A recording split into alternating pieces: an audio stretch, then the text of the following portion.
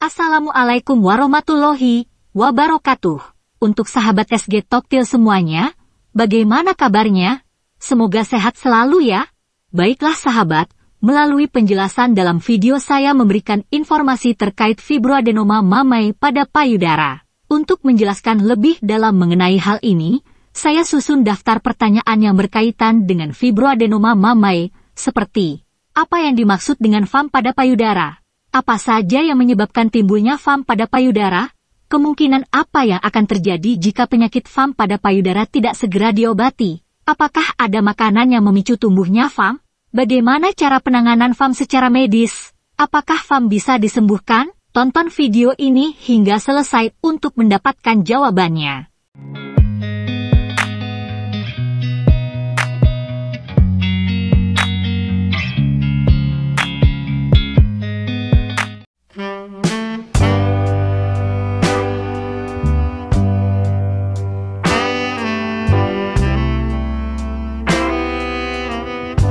Apa yang dimaksud dengan FAM pada payudara? FAM adalah singkatan dari fibroadenoma mammae, yaitu kondisi medis yang mengacu pada pertumbuhan jinak yang terbentuk di dalam jaringan payudara. Fibroadenoma mammae terdiri dari jaringan ikat dan kelenjar yang tumbuh dengan cepat dan seringkali terasa seperti benjolan padat yang halus di payudara. Fibroadenoma mammae biasanya terjadi pada wanita yang masih dalam usia reproduktif, meskipun dapat terjadi pada wanita di segala usia. Gejala utama dari FAM adalah adanya benjolan pada payudara yang dapat terasa padat dan bergerak bebas di bawah jari. Meskipun kondisi ini tidak bersifat kanker, penting untuk memperhatikan dan memeriksakan ke dokter untuk mendapatkan diagnosis yang akurat dan pengobatan yang sesuai. Dalam beberapa kasus, FAM dapat menyebabkan ketidaknyamanan atau rasa sakit pada payudara atau bahkan dapat tumbuh menjadi ukuran yang lebih besar dan memerlukan pengangkatan operasi. Apa saja yang menyebabkan timbulnya FAM pada payudara? Meskipun penyebab pasti dari fibroadenoma mammae tidak diketahui dengan pasti, beberapa faktor dapat meningkatkan risiko terjadinya kondisi ini, seperti 1. Hormon. Perubahan hormonal yang terjadi selama siklus menstruasi atau selama kehamilan dapat mempengaruhi pertumbuhan sel-sel payudara dan menyebabkan fibroadenoma mammae. 2. Usia. Fibroadenoma mammae paling sering terjadi pada wanita berusia di bawah 30 tahun, meskipun dapat terjadi pada wanita di segala usia. 3. Riwayat keluarga. Jika ada anggota keluarga yang pernah mengalami fibroadenoma mammae atau kanker payudara, maka risiko terjadinya kondisi ini juga dapat meningkat. 4. Obesitas. Beberapa studi menunjukkan bahwa obesitas dapat meningkatkan risiko terjadinya fibroadenoma mammae. 5. Konsumsi pil KB. Penggunaan pil kontrasepsi hormonal dapat mempengaruhi kadar hormon dalam tubuh dan memicu pertumbuhan sel-sel di payudara.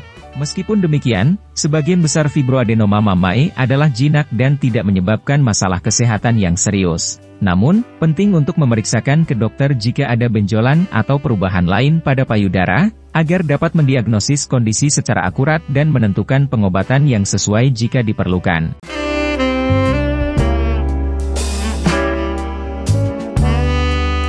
Kemungkinan apa yang akan terjadi jika penyakit FAM pada payudara tidak segera diobati? Fibroadenoma mammae, FAM, adalah kondisi jinak yang umum terjadi pada payudara dan jarang berkembang menjadi kanker payudara. Namun, jika tidak diobati, ada beberapa kemungkinan komplikasi yang dapat terjadi, termasuk 1.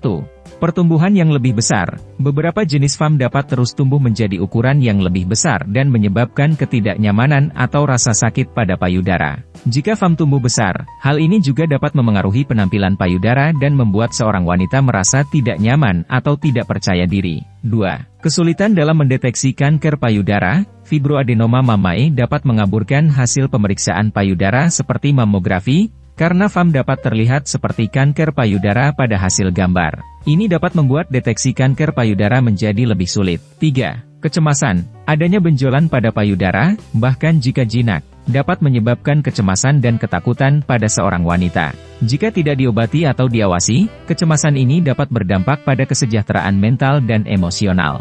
Meskipun sebagian besar FAM tidak perlu diobati, ada kasus di mana pengobatan atau pengangkatan operasi diperlukan untuk mengatasi gejala atau untuk memastikan bahwa benjolan tersebut benar-benar jinak. Jika seorang wanita mengalami benjolan pada payudara atau perubahan lain pada payudara, penting untuk berkonsultasi dengan dokter untuk mendapatkan diagnosis yang akurat dan rekomendasi pengobatan yang tepat. Apakah ada makanan yang memicu tumbuhnya FAM? Tidak ada makanan tertentu yang secara spesifik memicu pertumbuhan fibroadenoma mamae, FAM, pada payudara. Namun, ada beberapa faktor nutrisi yang dapat memengaruhi risiko terjadinya FAM, termasuk 1. Konsumsi lemak jenuh dan trans. Beberapa penelitian menunjukkan bahwa konsumsi lemak jenuh dan trans dapat meningkatkan risiko terjadinya FAM. Oleh karena itu, disarankan untuk mengurangi konsumsi makanan yang mengandung lemak jenuh dan trans, seperti daging merah, mentega, keju, dan makanan cepat saji. 2. Konsumsi serat. Konsumsi makanan yang kaya serat, seperti buah-buahan, sayuran, dan biji-bijian, telah dikaitkan dengan penurunan risiko terjadinya FAM. 3. Konsumsi kalsium. Beberapa penelitian menunjukkan bahwa konsumsi kalsium yang cukup dapat membantu mengurangi risiko terjadinya FAM. 4. Konsumsi vitamin D. Vitamin D diperlukan untuk kesehatan tulang dan telah dikaitkan dengan penurunan risiko terjadinya kanker payudara dan FAM. Sumber alami vitamin D termasuk sinar matahari, ikan, dan kuning telur. Namun, penting untuk diingat bahwa tidak ada makanan yang dapat mencegah atau menyembuhkan FAM. Namun, menjaga pola makan sehat dengan memperbanyak konsumsi buah dan sayuran serta mengurangi makanan yang tidak sehat seperti lemak jenuh dan trans, dapat membantu menjaga kesehatan payudara dan meminimalkan risiko terjadinya kondisi payudara yang tidak diinginkan.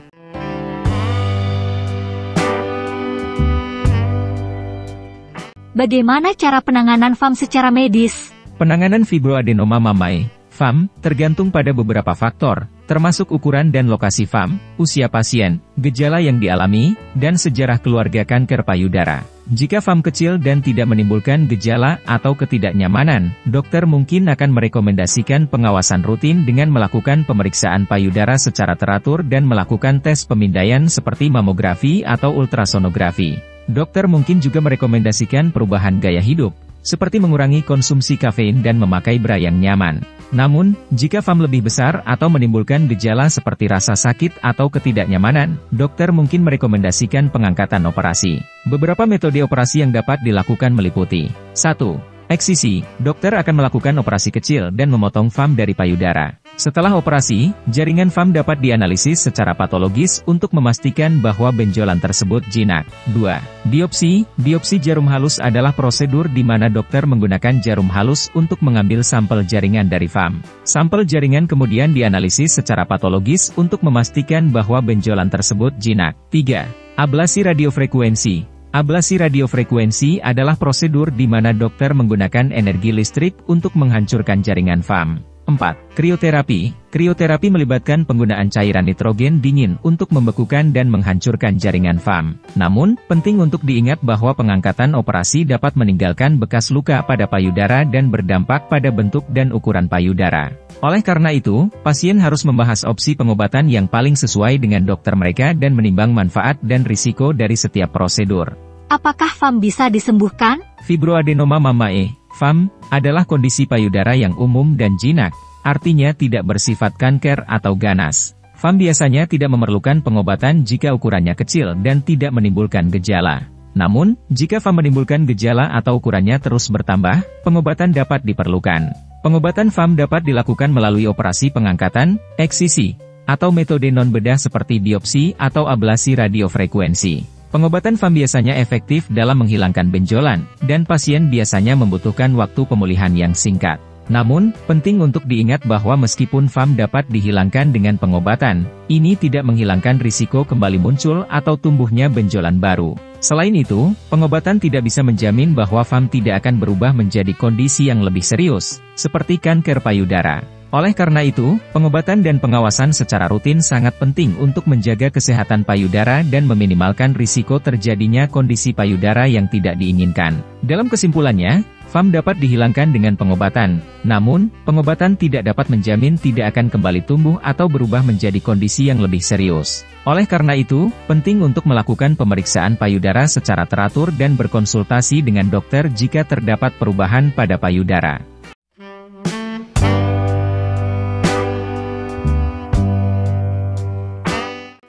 apa yang bisa membantu penyembuhan penyakit fibroadenoma mammae?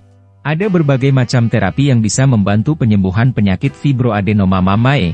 Salah satunya adalah terapi lintah dengan biaya sukarela, di Desa Kawedusan Kecamatan Kebumen Kabupaten Kebumen, Jawa Tengah. Di mana saya bisa mendapatkan informasi lebih banyak tentang terapi lintah dan penjelasan tentang berbagai macam penyakit? Anda bisa mendapatkan informasi lebih banyak tentang terapi lintah dan penjelasan tentang berbagai macam penyakit lebih lengkap di channel SG Toktil.